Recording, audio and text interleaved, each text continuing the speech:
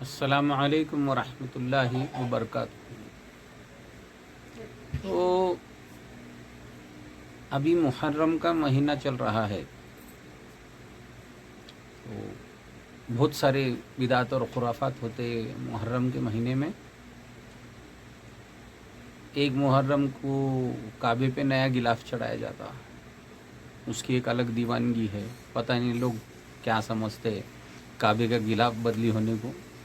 Happy new year کے جو messages ہیں نا، وہ India, Pakistan, Bangladesh, happy new year, happy new Islamic year, پتہ نہیں یہ بھی کہاں سے آیا۔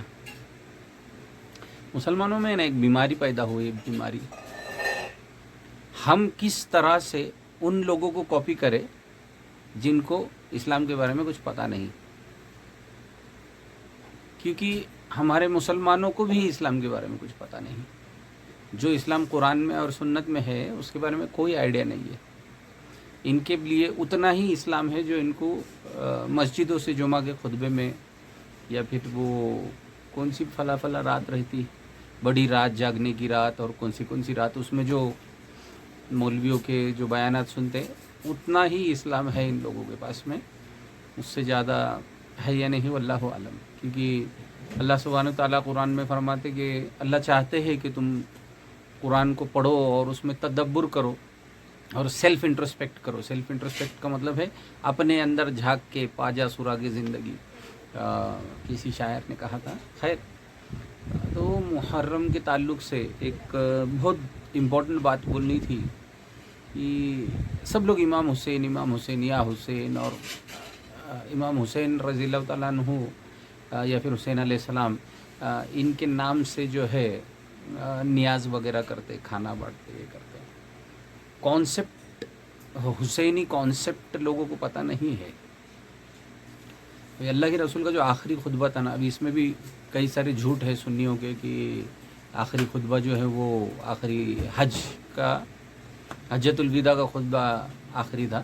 بہرحال وہ آخری خطبہ نہیں تھا، آخری خطبہ جو ہے غدیر خم کا تھا، جس میں اللہ کے رسول نے فرمائے تھے کہ میرے بعد میں جو ہے اللہ کا قرآن اور اہل بیت تو چھوڑ کے جا رہے ہیں کر کے۔ لیکن اگر آپ دیکھیں تو معاویہ اور اس کی فیملی نے جو ہے قرآن کو چھوڑا اور اہل بیت کو زندہ نہیں چھوڑا۔ تو یزید جو ہے وہ معاویہ کا ہی بیٹا تھا۔ خیر، وہ تو 10 محرم کا، لیکن 1 محرم کو ایک شخص کا شہادت ہوئی تھی۔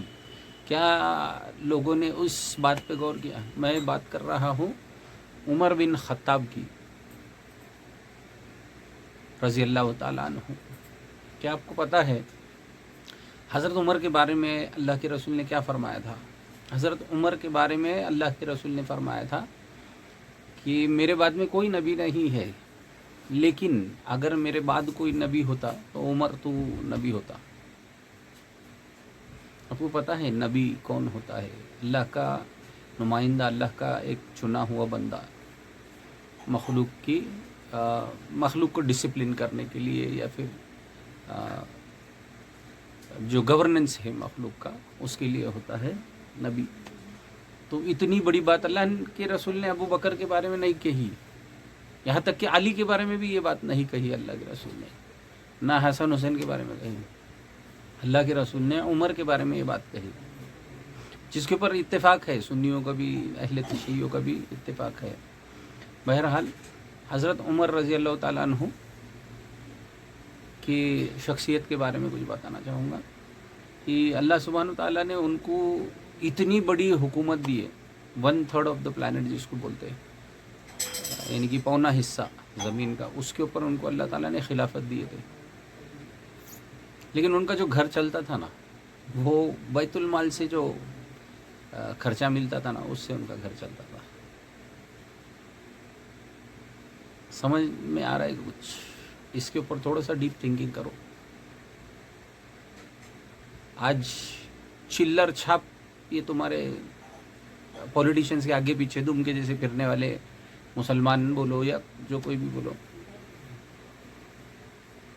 ان کا इस्त्री टाइट कपड़े और इनकी गाड़ियाँ वो हराम के पैसों की, और न जाने क्या क्या, ये अपने आप को न जाने क्या समझते। और बड़े बड़े वो फंक्शनों में ऐसे आते हैं जैसे ये किसी के जगह के राजा हो या कुछ हो, हालांकि ये दुम होते हैं वो मुशरिकों की। और बहरहाल मैं उनके बारे में बात नहीं कर रहा। उमर इब्न अल ख़त्ताब रज़ी अल्लाह ताला अन्हु, अल्लाह उनके साथ में माफ़ी का दरगुजर का मग़फ़िरत का मामला करे। तो उमर रज़ी अल्लाह ताला अन्हु की एक ख़ास बात मालूम है। वो एक ऐसी शख्सियत थे ना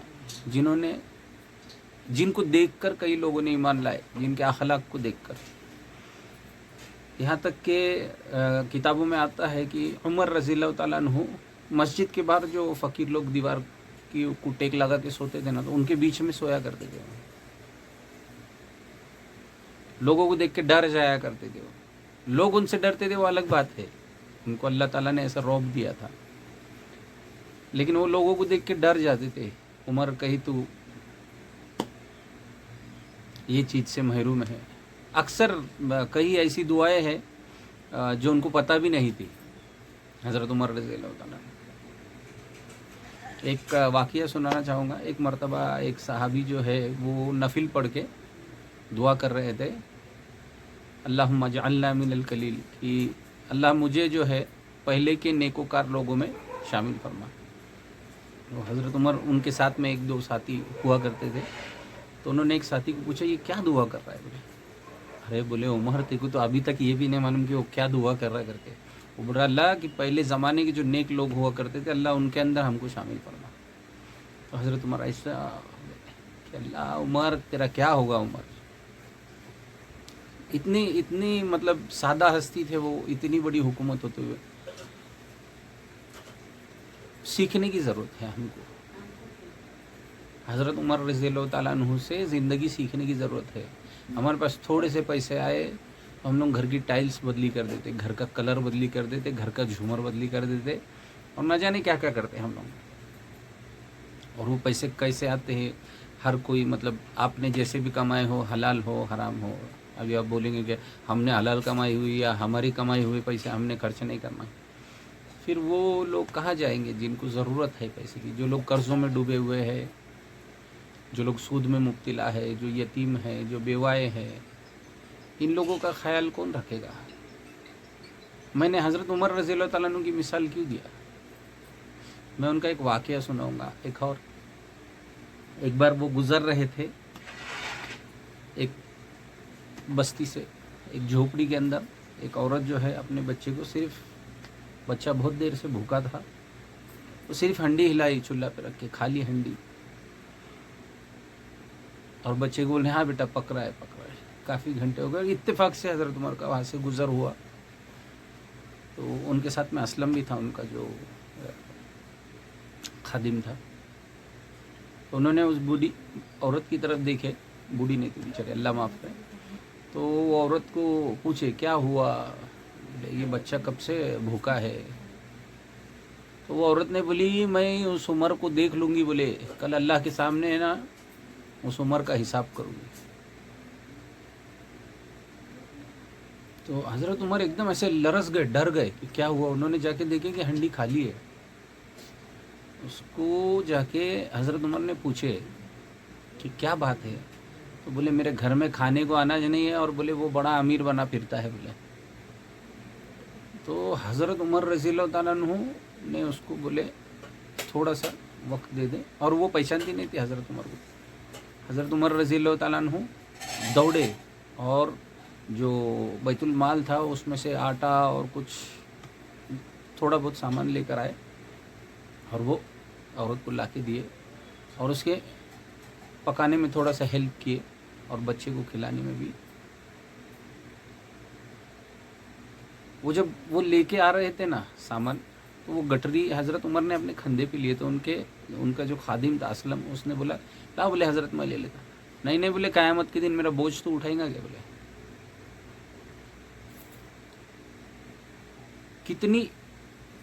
कितनी ज़्यादा डीप बात है ये। کیا ہم کو اتنی سمجھ ہے آج کے دور میں؟ مالداروں کو تو، مالدار مسلمانوں کو تو بس اللہ ہی ان کو ہدایت دے، ورنہ ان کا تو معاملہ اللہ کے سپرد ہے. وہ سب ہونے کے بعد میں وہ بچے کو ہاتھ سے حضرت عمر نے کھلایا، اور پھر وہ عورت کو بولے کہ ابھی تھوڑا سا عمر کے ساتھ میں درگزر کا معاملہ کریں گی کیا؟ بہرحال یہ پورا واقعہ آپ کو احادیث میں ملے گا. وہ جو احساس ہے نا حضرت عمر رضی اللہ تعالیٰ عنہ کے پاس، ان کے اندر وہ جو احساس تھا نا کہ اللہ کے پاس میں میرے کو حساب دینا ہے میرے معاملات کا، وہ احساس ہونا بہت ضروری ہے ہم انسانوں کے اندر، خاص کر کے ہم مسلمانوں کے اندر، کہ ہمارا مال جو ہے کمایا ہوا کہاں پہ لگ رہا ہے. آپ لوگ سوچیں گے اکثر میں اپنے ویڈیوز میں مال مال مال کے اوپر ہی بات کرتا ہوں. یہی مال وہ بلا ہے جس کے بارے میں اللہ تعالیٰ نے فرمایا کہ جو لوگ جمع کر کر کے رکھتے ہیں نا مال، اور گن گن کے رکھتے ہیں بینکوں کے کھاتوں میں، اور گھروں کے اندر لوگ گن گن کے رکھتے ہیں نا ابھی اتنا بیلنس ہے. سوچو، اللہ کا قرآن ہمارے لیے نہیں پوری انسانیت کے لیے اترا ہے، لیکن اس کے اندر کچھ ٹرمینالوجیز، کچھ آیتیں جو لکھی ہوئی ہے نا، وہ ہم لوگ جو کرتے ہیں نا وہ ہماری ریئل لائف کے اوپر بیسڈ ہے.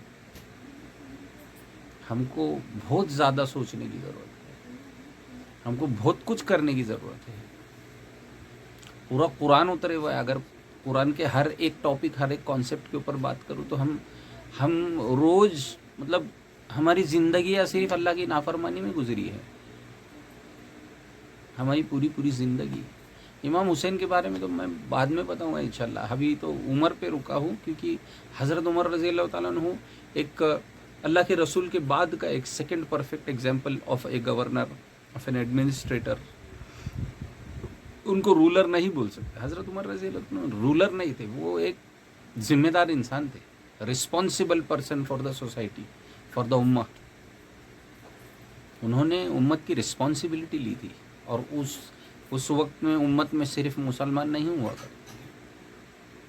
آج بھی امت مطلب پوری امت میں مسلم ہے، مشرک ہے، اور یہودی ہے، عیسائی ہے، ہر وہ انسان.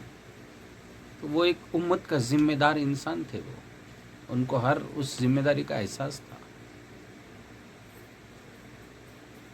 ان کی انسانوں کے لیے کیا ذمہ داری ہے اس کا احساس تھا.